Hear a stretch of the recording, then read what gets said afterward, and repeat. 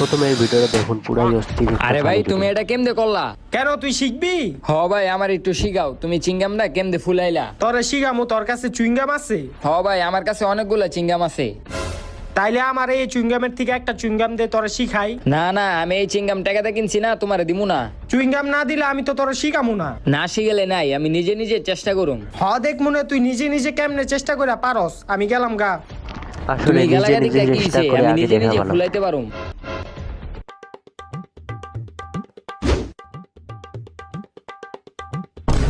দূর পড়ে গেল গা, আরেকটা লই।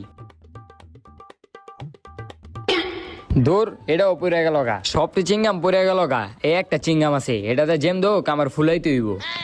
লাস্টটা কি সে ফুলাইতে পারবে? আরে এটাও পড়ে গেল গা। এখন আমি কি করি?